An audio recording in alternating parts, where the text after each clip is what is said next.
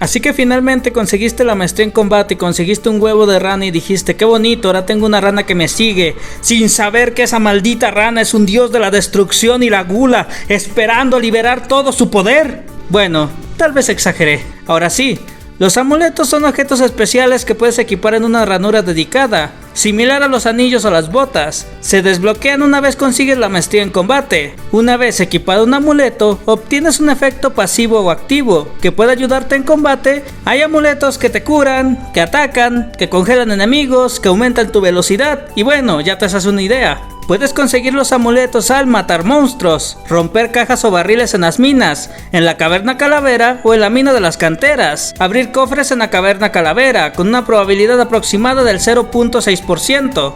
Factores como la suerte diaria, los amuletos de la suerte o también las comidas influyen en la probabilidad de obtener uno, pero objetos como el anillo del ladrón no afectarán las probabilidades de obtenerlo. Todos los amuletos que podemos conseguir son los siguientes. La garra de basilisco te vuelve inmune a todos los debuffos causados por los enemigos, como una ralentización o maldición. No evita los efectos que tú mismo causas, como el emborracharte. Tiene el mismo efecto que el ravioli de tinta de calamar y no se puede reforjar. Caja de hadas. Invoca un hada que te persigue y te cura ocasionalmente durante el combate.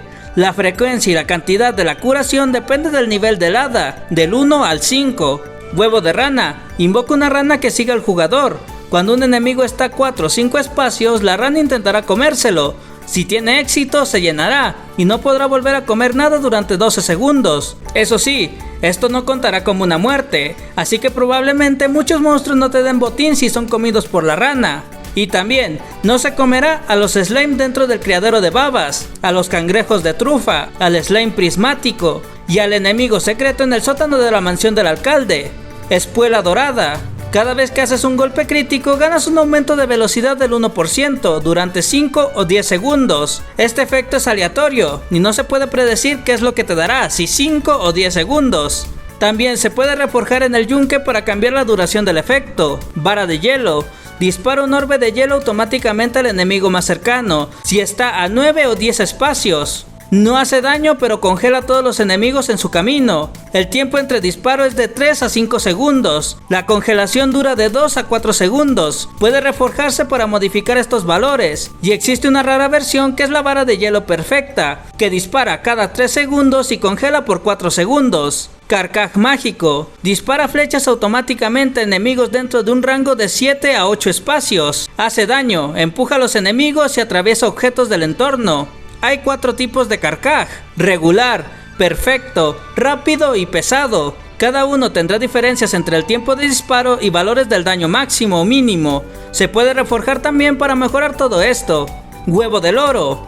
Invoca un loro que te sigue y hace que los enemigos dejen caer monedas al morir. Cada moneda vale 250 de oro. La probabilidad y cantidad de las monedas dependerá del nivel del loro, de 1 a 4. No se verá afectado por la suerte, tipo de enemigos ni otros objetos. Algunos amuletos se pueden reforjar en el yunque. Esto permite cambiar sus estadísticas, como duración de efecto, daño, etc.